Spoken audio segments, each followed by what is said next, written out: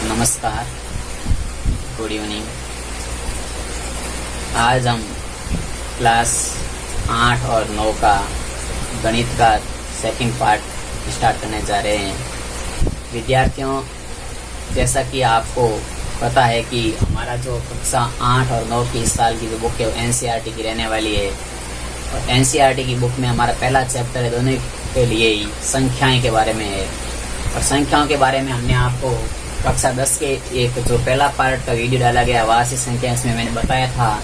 तो आप प्लेलिस्ट में जाकर के आपकी अलग क्लास की प्लेलिस्ट बनी हुई है। कक्षा 8 मैथमेटिक्स प्लेलिस्ट, कक्षा 9 मैथमेटिक्स की प्लेलिस्ट बनी हुई है। क्योंकि कक्षा 8 मैथमेटिक्स लेकर उसमें 8वीं के वीडियो है, कक्षा 9 के लेकर उसमें 9वीं के वीडियो है, कक्षा 6 के लेकर 6वीं के वीडियो है, और कक्षा 7 लेकर उसमें 7वीं के वीडियो है, कक्षा 10 लेकर 10वीं के वीडियो है। तो आप जिस क्लास के विद्यार्थी हैं, आप यूट्यूब पे बालाजी ऑनलाइन क्लासेज गिरधारी लाल कुमावत लेके सर्च करोगे तो आपको मेरा फोटो लगा हुआ एक वीडियो मतलब मिलेगा, वीडियो मिलेगा या आइकन मिलेगा। उस पर आप जैसे ही क्लिक करोगे तो आपको ऊपर होम, वीडियो और प्ले लिस्ट लिखी मिलेगी। जैसे ही आप प्ले लिस्ट पे ओके करोगे तो आपको अलग अलग क्लास की प्ले लिस्ट मिलेगी। जैसे लिखा होगा class 9th mathematics, class 10th mathematics, class 8th mathematics, class 7 mathematics, class 6 mathematics, या क्लास 9 की, 8 की, 6 की, 7 की साइंस। या एक लिखा होता है इंट्रोडक्शन वीडियो की, इस वीडियो के बारे में आपको इन्फॉर्मेशन है तो इंट्रोडक्शन दी हुई है। तो आपको मेरा पूरा चैनल चेक करोगे तो सब कुछ मिल जाएगा। तो मैंने आपको उस 10वीं की वीडियो में मैंने पढ़ाया था कि प्राकृत संख्याएं क्या होती है, पूर्ण संख्याएं क्या होती है, पूर्णांक संख्याएं क्या होती है, अपरिमेय संख्या क्या होती है, परिमेय संख्या क्या होती है, वास्तविक संख्या क्या होती है। ये 10 मिनट तक मैंने उस क्लास 10th का जो पहला वीडियो 10 मिनट के अंदर मैंने ये सारी चीज़ें बताई है। जो कक्षा 10 का पहला वीडियो है वो 10 मिनट तक कक्षा 9th के और कक्षा 8 के काम का भी है। तो आप वहाँ से इन सब के बारे में पढ़ेंगे। आज मैं आपको पढ़ाने जा रहा हूँ परिमेय संख्याओं के बारे में। परिमेय संख्या, और परिमेय संख्या के बारे में वैसे मैंने बता रखा है, वापस बता देता हूँ कि ऐसी संख्याएं जिससे P बटा Q के रूप में लिखते हैं और जहाँ पर Q का मान है वो 0 नहीं होगा, उसे हम परिमेय संख्याएं कहते हैं। इस परिमेय संख्याओं में आपने जैसे पिछली कक्षा में भिन्नों की जोड़ बाकी गुणा भाग पढ़ा था। भिन्नों की जोड़ बाकी गुणा भाग, आपने ये छोटी कक्षा में भिन्न संख्या के बारे में पढ़ा है। वही भिन्न संख्या यहाँ हम परिमेय संख्या के रूप में पढ़ेंगे। तो इसमें हमें कुछ नियम पढ़ने, कुछ सूत्र पढ़ने, कुछ बातें ध्यान रखनी है। जैसे कि लिखा हुआ आता है कि परिमेय संख्याओं में संख्या रेखा पे बताओ, कोई संख्या रेखा है ऐसी, यहाँ पे 0 है, इधर 1 2 3 4, -1 -2 -3 -4। अब इन संख्या रेखा पे के परिमेय संख्या को दर्शाना है कि जैसे कोई लिखी मैंने 3/3। अब वो परिमेय संख्या कहाँ आ सकती है? 3/3 मैंने कोई संख्या लिखी है तो 3/3 का मान मुझे पता है 1 है, तो यहाँ पे मैं लिख सकता हूँ 3/3 को लिख सकता हूँ। तो 3/3 का मान 1 ही तो होता है, तो ये परिमेय संख्या यही आएगी। यदि मैं लिख देता कि 6/3 तो 6/3 यहाँ आती, 6/3 का मतलब होता है 2। अब मुझे पता है कि 3/3 और 6/3 के बीच में कोई संख्याएं ज्ञात करें तो मैं कैसे ज्ञात करूंगा? तो सीधी सी बात है, 3/3, 4/3, 5/3 और 6/3। तो 3/3 और 6/3 के बीच में तो है, ये दोनों संख्याएं नहीं है। इस प्रकार से हमें प्रश्न में पूछेंगे। मैं सिर्फ आज इंट्रोडक्शन ही कराऊंगा, प्रश्नों का विधिवत रूप से मैं कल पढ़ाऊंगा। तो हमें प्रश्न ये पूछा जाता है कि दी गई 2 परिमेय संख्याओं के बीच में 5 परिमेय संख्याएं ज्ञात करो, या दी गई 2 परिमेय संख्याओं के बीच में कोई 3 परिमेय संख्याएं ज्ञात करो। तो ऐसे प्रश्नों को हम संख्या रेखा से भी हल करेंगे और सामान्य विधि से भी हल करेंगे। और साथ ही साथ में कुछ और लिखा होता है कि परिमेय संख्या की जोड़ बाकी के बारे में पढ़ेंगे, गुणा भाग के बारे में पढ़ेंगे, सब पढ़ेंगे। और उसके साथ में हमें ये भी लिखा हुआ आता है कभी कभी कि परिमेय संख्या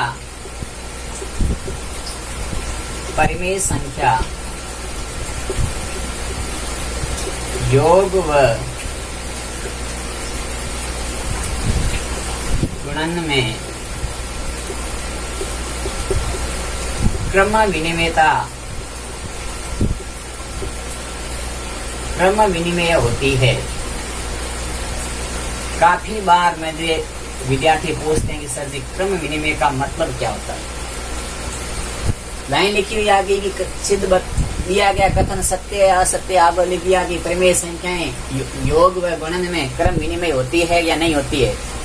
काफी बार विद्यार्थी पूछते हैं कि क्रम विनिमय का मतलब क्या होता है। क्रम विनिमय का मतलब है कि स्थान को बदलने पर भी उनका योग वही आए तो वो क्रम विनिमय है, और स्थान बदल दिया योग उसका वो नहीं आया तो क्रम विनिमय नहीं होगा। जैसे मैं लिखूं 2 + 3 लिखूंगा तो मेरे पास 5 आएंगे, और 3 + 2 लिखूंगा तो भी मेरे पास 5 आएंगे। मैंने इन दोनों का स्थान आपस में बदला, और स्थान बदलने के बाद इनके परिणाम समान रहते हैं तो क्रम विनिमय होते हैं। यदि इनका स्थान बदलने के बाद में जैसे 3 - 2 = 1 होता है, लेकिन 2 - 3 = -1 होगा, तो ये आपस में क्रम विनिमय नहीं है, लेकिन ये क्रम विनिमय है। तो इस प्रकार से क्रम विनिमय का मतलब आपके सामने आ गया होगा कि योग हो, जैसे 2 और 3 का गुणा करो, या 2 या 3 का गुणा करो। 3 को 2 से करोगे तो भी 6 आएगा, 2 को 3 से करोगे तो भी 6 आएगा। तो इस प्रकार से ये भी गुणा भी क्रम विनिमय, यानी कि स्थान बदलने पर भी इनके मानों में कोई परिवर्तन, परिणाम में कोई परिवर्तन नहीं आता है। लेकिन भाग में देखेंगे तो 3 में 2 का भाग देंगे तो 1.5 बार जाएगा, लेकिन 2 में 3 का भाग लगाएंगे तो भाग 1.5 से कम जाएगा, यानी कि अलग जाएगा। तो ये यहाँ पर परिणाम बदल गया, तो ये क्रम विनिमय नहीं है। इसी प्रकार एक और लाइन लिखी थी, क्रम विनिमय का अर्थ आपको समझ में आ गया होगा। इसी प्रकार एक और लाइन लिखी जाती है कि परिमेय संख्या योग व गुणन में सहस्रेय होती है। अब इस सहस्रेय का अर्थ क्या होता है? कभी कभी विद्यार्थी काफी कंफ्यूज होता है कि सर जी इसका क्या मतलब है। इसका मतलब भी वही है, जैसे a + b में c जोड़ो या a में b + c जोड़ो, दोनों के परिणाम वही आएंगे। जैसे मैं भी 1, 2 और 3 रख दूं और मैं लिख दूं ऐसा पोस्टर लगा दूं और लिख दूं यहाँ 1 अलग लिख दूं और प्लस लगा करके 2 और 3 को पोस्टर में रख लूं। यहाँ मैंने इसका योग किया तो 3 और 3 6, और यहाँ भी योग किया तो 3 और 3 6। तो इस प्रकार के जो नियम होते हैं उन्हें हम सहस्रेय का नियम कहते हैं। और ये भी गुणे में भी लागू होता है और योग में लागू होता है, जबकि बाकी और भाग इनके घटाव व भाग में सहस्रेय का नियम लागू नहीं होता है। तो परिमेय संख्याओं के 2 नियम आपको ध्यान में रखने हैं, और साथ में कुछ और है नियम, जैसे कि एक आता है, एक परिमेय संख्या लिखी मैंने a/b। अब इस a/b का योज्य प्रतिलोम पूछे तो क्या होगा? तो योज्य प्रतिलोम होता है -a/b। जो प्लस की संख्या है तो माइनस की कर दो, और माइनस की संख्या होती है तो प्लस की कर दो, तो उसे कहते हैं योज्य प्रतिलोम। और एक होता है गुणात्मक प्रतिलोम। तो a/b का यदि हमें गुणात्मक प्रतिलोम पूछे तो गुणात्मक प्रतिलोम का मतलब होता है इसका उल्टा, यानी कि b/a, यानी कि ऐसी दोनों संख्या इनको गुणा करने पर 1 आ जाए। तो देखो a/b का गुणा b/a से करते तो b से b कर देगा, a से a कर गया, गुणा करने पर कितना आ गया हमारे पास? 1 आ गया। तो गुणात्मक प्रतिलोम का मतलब होता है जो भिन्न संख्या है, जो परिमेय संख्या दे रखी है उसके अंश का हर बना दो, हर का अंश बना दो। मैंने ये तो काम किया, यहाँ अंश a था, यहाँ हर a है, या हर b था, यहाँ हर अंश a b है। तो अंश का हर और हर का अंश जिनको उल्टा करने से जो संख्या मिलती है वो मिलती है हमें गुणात्मक प्रतिलोम। और प्लस की संख्या को माइनस में और माइनस की संख्या को प्लस में करते हैं तो वो हमें मिलती है योज्य प्रतिलोम।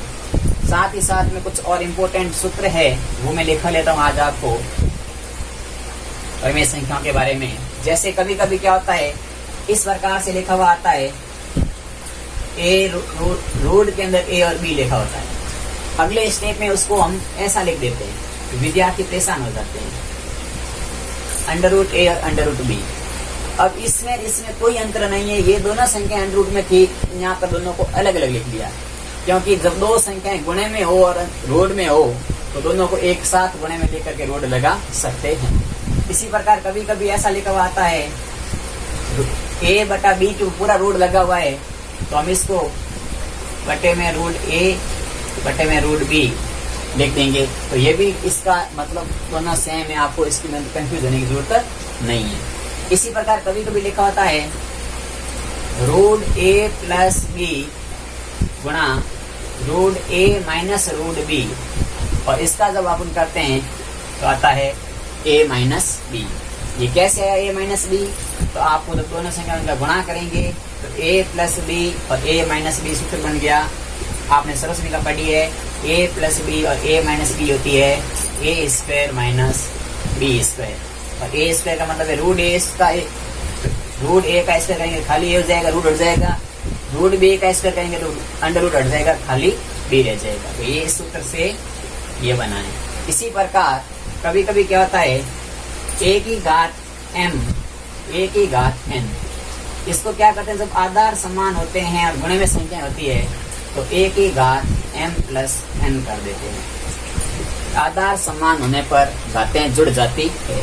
इसी प्रकार कभी कभी क्या होता है, ए की घात m बटा ए की घात m जो बटे में होती है तो उसको लिखते हैं ए की घात m माइनस n। ये भी फॉर्मूले हैं जो आपको याद करने हैं। और यदि आपके पास में लिखा होता है ए की घात n, इसकी होल घात m, इसको लिख सकते हैं ए की घात nm, यानी कि आपस में गुणा होती है। इसी प्रकार हमें कभी कभी लिखा होता है ए की घात m b की घात m, तो इसको हम साथ में भी लिख सकते हैं a इंटू बी की घात m। तो ये कुछ इम्पोर्टेंट सूत्र थे जो आपको मैंने पढ़ाए हैं, आप इनको एक बार समझ लीजिए, क्योंकि कल हम प्रश्नावली जब सॉल्व करेंगे तो ये सारे सूत्र लगेंगे, फिर आप वहाँ पे आप कंफ्यूज रहेंगे, ये ऐसे कैसे हो गया, पहले ऐसे लिखा था अब ऐसा है। इसीलिए पहले सूत्र या कुछ भी बेसिक बात होती है वो ध्यान होना जरूरी है। तो आपको वीडियो पसंद आया है तो जरूर लाइक करें, सब्सक्राइब करें और अपने ज़्यादा से ज़्यादा मित्रों को प्रोत्साहित करें और उनको बोलें कि क्लास शुरू है, पढ़ना चाहे तो फ्री में पढ़ सकता है। बहुत बहुत धन्यवाद।